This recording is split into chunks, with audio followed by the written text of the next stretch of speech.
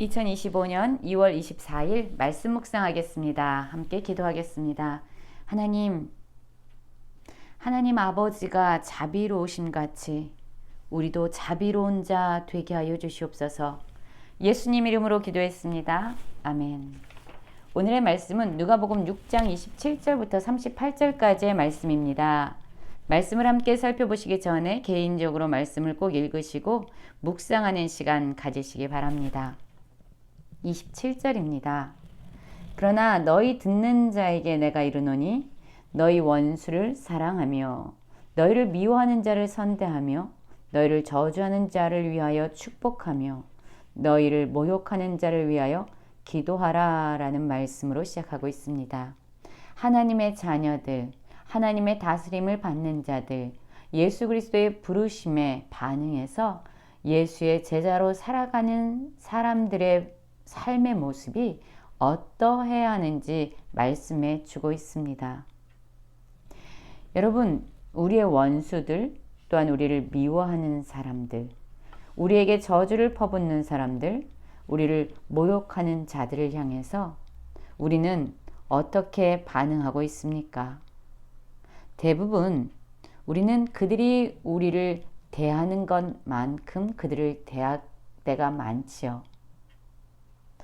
그러나 또 때로는 그들이 우리를 선대할지라도 우리 안에 미움과 분노와 비난이 일어날 때도 있습니다. 그런데 예수님께서는 우리가 도무지 사랑할 수 없는 그러한 사람들을 향해서 사랑하고 선대하고 축복하고 기도하라고 말씀하고 있습니다. 여러분, 이것이 가능할까요? 우리의 힘으로, 우리의 원함으로는 이것이 이루어질 수 없습니다. 예수님께서는 29절에서 보면 너의 입밤을 치는 자에게 젖밤도 돌려대며 내 겉옷을 빼앗는 자에게 속옷도 거절하지 말라라고 말씀하고 있지요. 여러분, 나에게 뺨을 치는 자, 그의 뺨을 치지 않고 그것을 참고 견디는 것도 대단한 일입니다. 그런데 뺨을 맞고도 오히려 다른 뺨을 돌려대라고 말합니다. 우리의 겉옷을 빼앗는 자, 그들이 빼앗아간 것을 다시 빼앗아 오는 것이 우리의 본성입니다. 그가 빼앗아간 것을 그냥 참고 견디는 것도 힘드는데 겉옷뿐만 아니라 속옷까지 거절하지 말라고 말씀하고 있습니다. 내게 구하는 자에게 주며 내 것을 가져가는 자에게 다시 달라 하지 말며 나에게 대접을 받고자 하는 대로 너희도 남을 대접하라 라고 말씀하고 있습니다. 그렇습니다. 사람들은요, 주는 것보다 받는 것에 익숙합니다. 사람들은요, 대접을 하는 것보다 대접을 받고 싶어 합니다. 그런데 예수님께서는요, 하나님의 나라에 사는 자들, 하나님의 다스림을 받는 자들은요, 우리 인간의 본성을 뛰어넘어 도무지 사랑할 수 없는 대상을 향해서 사랑하고 선대하고 축복하며 기도할 뿐만 아니라 자기에게 어떤 손해가 올지라도 그들에게 제한받지 않는 사랑을 보여주어야 된다고 말씀하고 있습니다. 결국 우리는 다 대접을 받고 싶어 하는데요. 우리의 원함을 따라 너가 받고 싶은 만큼 다른 사람을 대접하고 살아가라고 말씀하고 있습니다.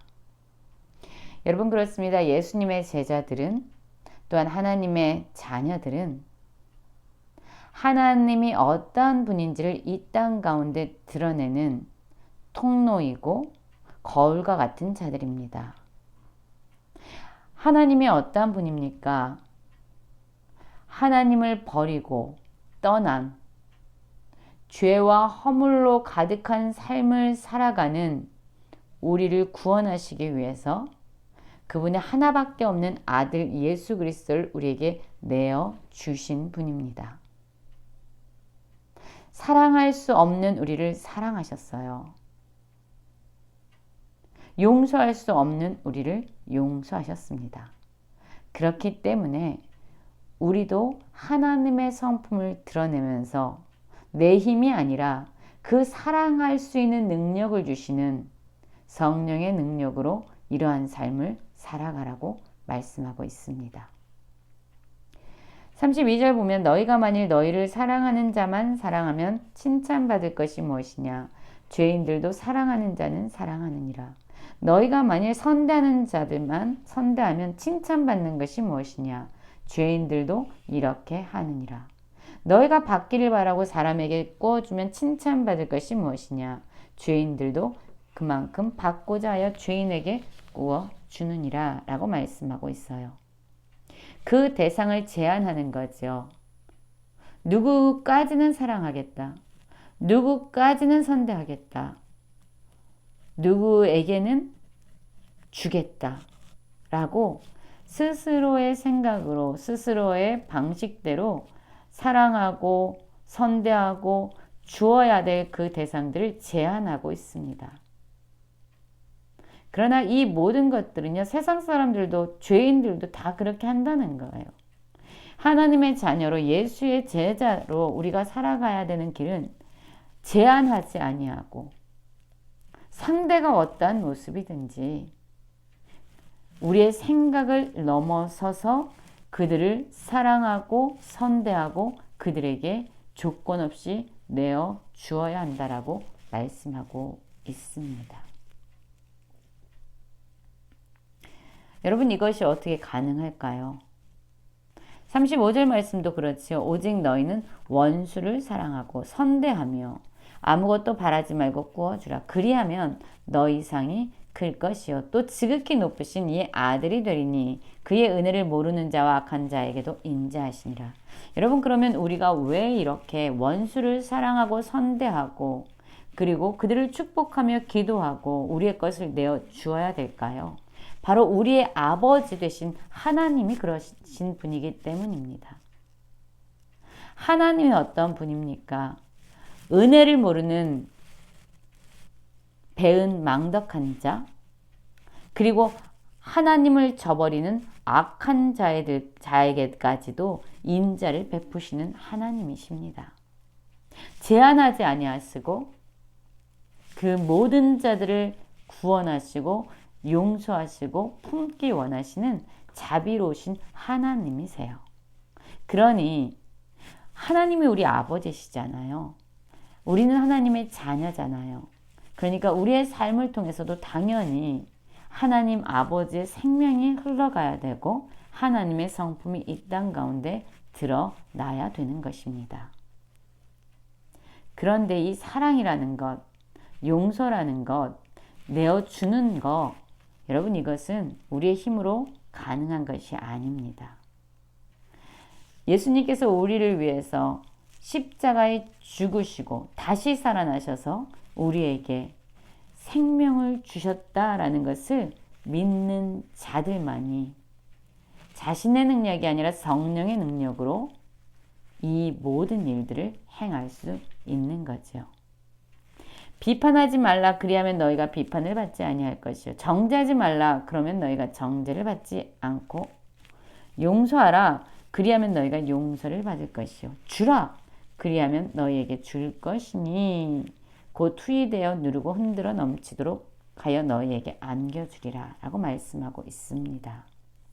비판하지 않는 삶, 정죄하지 않는 삶, 그 대신 용서하는 삶, 후히 주는 삶. 여러분, 이것이 하나님께서 우리에게 원하시는 거예요. 무엇이 옳고 무엇이 옳지 않은지, 무엇이 선하고 악한 것인지 우리는 분별해야만 합니다. 그래야지 우리는 진리를 붙잡고 살아갈 수 있지요. 그러나 다른 사람을 정죄하고 비난하고 그를 심판하는 그러한 일은 해서는 안 됩니다. 대신 우리는 우리가 해야 될 일은 용서하고 용납하는 거예요. 여러분, 이것이 쉽습니까? 사람을 보면 불가능합니다.